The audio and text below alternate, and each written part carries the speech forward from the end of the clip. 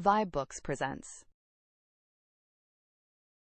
Mansfield Park, Chapter 14, by Jane Austen. Chapter 14. Fanny seemed nearer being right than Edmund had supposed. The business of finding a play that would suit everybody proved to be no trifle, and the carpenter had received his orders and taken his measurements, had suggested and removed at least 2 sets of difficulties, and having made the necessity of an enlargement of plan and expense fully evident, was already at work, while a play was still to seek. Other preparations were also in hand. An enormous roll of green baize had arrived from Northampton, and been cut out by Mrs. Norris, with a saving by her good management of full 3/4 of a yard, and was actually forming into a curtain by the housemaids, and still the play was wanting. And as 2 or 3 days passed away in this manner, Edmund began almost to hope that none might ever be found. There were, in fact, so many things to be attended to, so many people to be pleased, so many best characters required, and above all, such a need that the play should be at once both tragedy and comedy, that there did seem as little chance of a decision as anything pursued by youth and zeal could hold out. On the tragic side were the Miss Bertrams, Henry Crawford, and Mr. Yates. On the comic, Tom Bertram, not quite alone, because it was evident that Mary Crawford's wishes, though politely kept back, inclined the same way. But his determinateness and his power seemed to make allies unnecessary. And, independent of this great irreconcilable difference, they wanted a piece containing very few characters in the whole, but every character first-rate, and 3 principal women. All the best plays were run over in vain. Neither Hamlet, nor Macbeth, nor Othello, nor Douglas, nor the Gamester presented anything that could satisfy even the tragedians, and the Rivals, the School for Scandal, Wheel of Fortune, Heir-at-Law, and a long etc., were successively dismissed with yet warmer objections. No piece could be proposed that did not supply somebody with a difficulty, and on one side or the other it was a continual repetition of, "Oh no, that will never do. Let us have no ranting tragedies. Too many characters. Not a tolerable woman's part in the play. Anything but that, my dear Tom." It would be impossible to fill it up. One could not expect anybody to take such a part. Nothing but buffoonery, from beginning to end. That might do, perhaps, but for the low parts. If I must give my opinion, I have always thought it the most insipid play in the English language. I do not wish to make objections. I shall be happy to be of any use, but I think we could not choose worse. Fanny looked on and listened, not unamused to observe the selfishness which, more or less disguised, seemed to govern them all, and wondering how it would end. For her own gratification, she could have wished that something might be acted, for she had never seen even half a play, but everything of higher consequence was against it. "This will never do," said Tom Bertram at last. "We are wasting time most abominably. Something must be fixed on, no matter what, so that something is chosen. We must not be so nice. A few characters too many must not frighten us. We must double them. We must descend a little. If a part is insignificant, the greater our credit in making anything of it. From this moment I make no difficulties. I take any part you choose to give me, so as it be comic. Let it but be comic. I condition for nothing more." For about the 5th time, he then proposed the Heir-at-Law, doubting only whether to prefer Lord Dubberly or Dr. Pangloss for himself, and very earnestly, but very unsuccessfully, trying to persuade the others that there were some fine tragic parts in the rest of the dramatis personae. The pause which followed this fruitless effort was ended by the same speaker, who, taking up one of the many volumes of plays that lay on the table, and turning it over, suddenly exclaimed, "Lovers' Vows! And why should not Lovers' Vows do for us as well as for the Ravenshaws? How came it never to be thought of before? It strikes me as if it would do exactly. What say you all? Here are 2 capital tragic parts for Yates and Crawford, and here is the rhyming butler for me, if nobody else wants it, a trifling part, but the sort of thing I should not dislike, and, as I said before, I am determined to take anything and do my best. And as for the rest, they may be filled up by anybody. It is only Count Castle and Anhalt." The suggestion was generally welcome. Everybody was growing weary of indecision, and the first idea with everybody was that nothing had been proposed before so likely to suit them all.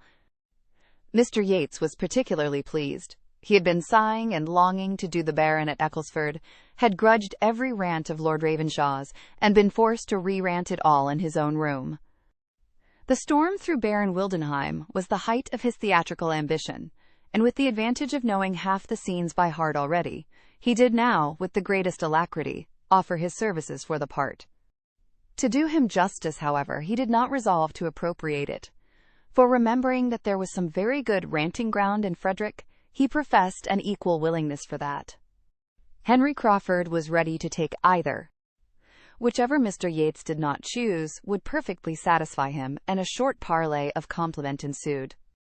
Miss Bertram, feeling all the interest of an Agatha in the question, took on her to decide it, by observing to Mr. Yates that this was a point in which height and figure ought to be considered, and that his being the tallest seemed to fit him peculiarly for the Baron. She was acknowledged to be quite right, and the two parts being accepted accordingly, she was certain of the proper Frederick. 3 of the characters were now cast, besides Mr. Rushworth, who was always answered for by Maria as willing to do anything, when Julia, meaning like her sister to be Agatha, began to be scrupulous on Miss Crawford's account. "This is not behaving well by the absent," said she. "Here are not women enough. Amelia and Agatha may do for Maria and me, but here is nothing for your sister, Mr. Crawford." Mr. Crawford desired that might not be thought of. He was very sure his sister had no wish of acting, but as she might be useful, and that she would not allow herself to be considered in the present case. But this was immediately opposed by Tom Bertram, who asserted the part of Amelia to be in every respect the property of Miss Crawford, if she would accept it. "It falls as naturally, as necessarily to her," said he, "as Agatha does to one or other of my sisters. It can be no sacrifice on their side, for it is highly comic." A short silence followed. Each sister looked anxious, for each felt the best claim to Agatha, and was hoping to have it pressed on her by the rest. Henry Crawford, who meanwhile had taken up the play, and with seeming carelessness was turning over the first act, soon settled the business. "I must entreat Miss Julia Bertram," said he, "not to engage in the part of Agatha, or it will be the ruin of all my solemnity. You must not, indeed you must not," turning to her. "I could not stand your countenance dressed up in woe and paleness. The many laughs we have had together would infallibly come across me, and Frederick and his knapsack would be obliged to run away." Pleasantly, courteously, it was spoken, but the manner was lost in the matter to Julia's feelings. She saw a glance at Maria, which confirmed the injury to herself. It was a scheme, a trick. She was slighted. Maria was preferred. The smile of triumph which Maria was trying to suppress showed how well it was understood. And before Julia could command herself enough to speak, her brother gave his weight against her too by saying, "Oh yes, Maria must be Agatha. Maria will be the best Agatha. Though Julia fancies she prefers tragedy, I would not trust her in it. There is nothing of tragedy about her. She has not the look of it. Her features are not tragic features, and she walks too quick, and speaks too quick, and would not keep her countenance. She had better do the old countrywoman, the cottager's wife." "You had indeed, Julia. Cottager's wife is a very pretty part, I assure you. The old lady relieves the high-flown benevolence of her husband with a good deal of spirit. You shall be cottager's wife." "Cottager's wife!" cried Mr. Yates. "What are you talking of? The most trivial, paltry, insignificant part, the merest commonplace, not a tolerable speech in the whole. Your sister do that. It is an insult to propose it. At Ecclesford the governess was to have done it. We all agreed that it could not be offered to anybody else. A little more justice, Mr. Manager, if you please. You do not deserve the office if you cannot appreciate the talents of your company a little better." "Why, as to that, my good friend, till I and my company have really acted, there must be some guesswork, but I mean no disparagement to Julia. We cannot have 2 Agathas, and we must have 1 cottager's wife, and I am sure I set her the example of moderation myself in being satisfied with the old butler. If the part is trifling, she will have more credit in making something of it, and if she is so desperately bent against everything humorous, let her take cottagers' speeches instead of cottagers' wives, and so change the parts all through. He is solemn and pathetic enough, I am sure. It could make no difference in the play, and as for Cottager himself, when he has got his wife's speeches, I would undertake him with all my heart." "With all your partiality for Cottager's wife," said Henry Crawford, "it will be impossible to make anything of it fit for your sister, and we must not suffer her good nature to be imposed on. We must not allow her to accept the part. She must not be left to her own complacence. Her talents will be wanted in Amelia. Amelia is a character more difficult to be well represented than even Agatha. I consider Amelia is the most difficult character in the whole piece. It requires great powers, great nicety, to give her playfulness and simplicity without extravagance. I have seen good actresses fail in the part. Simplicity, indeed, is beyond the reach of almost every actress by profession. It requires a delicacy of feeling which they have not.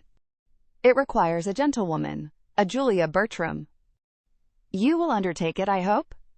Turning to her with a look of anxious entreaty, which softened her a little, but while she hesitated what to say, her brother again interposed with Miss Crawford's better claim. "No, no, Julia must not be Amelia. It is not at all the part for her. She would not like it, she would not do well. She is too tall and robust. Amelia should be a small, light, girlish, skipping figure. It is fit for Miss Crawford, and Miss Crawford only. She looks the part, and I am persuaded will do it admirably." Without attending to this, Henry Crawford continued his supplication. "You must oblige us," said he. "Indeed you must. When you have studied the character, I am sure you will feel it suit you. Tragedy may be your choice, but it will certainly appear that comedy chooses you. You will be to visit me in prison with a basket of provisions.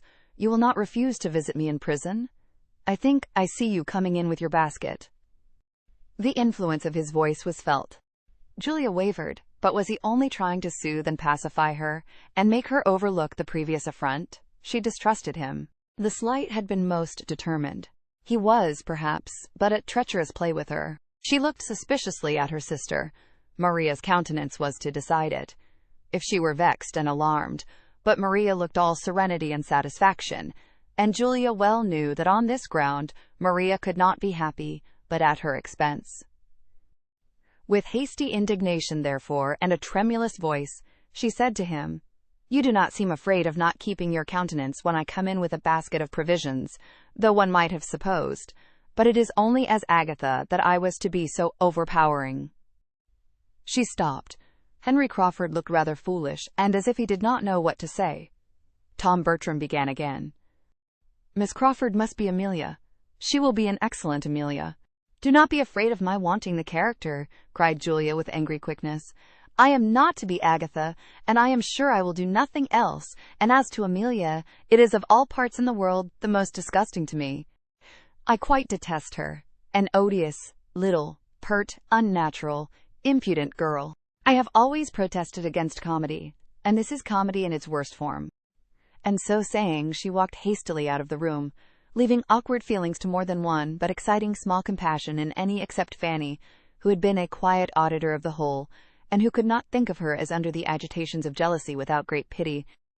A short silence succeeded her leaving them, but her brother soon returned to business and lovers' vows, and was eagerly looking over the play, with Mr. Yates's help, to ascertain what scenery would be necessary, while Maria and Henry Crawford conversed together in an undervoice, and the declaration with which she began of, "I am sure I would give up the part to Julia most willingly, but that though I shall probably do it very ill, I feel persuaded she would do it worse," was doubtless receiving all the compliments it called for.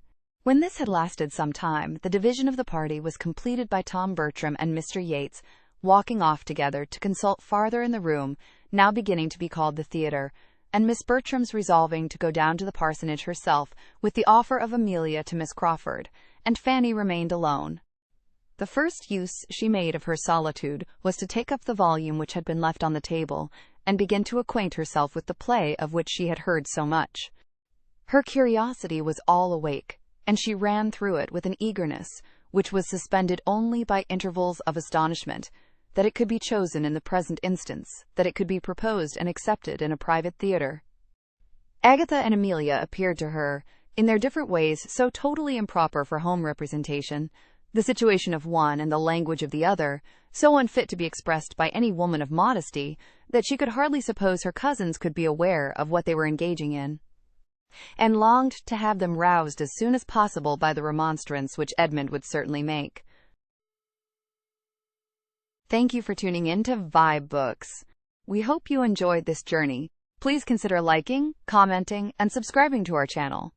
Check out our playlist or explore vibeBooks for more classic stories. Until next time, happy listening!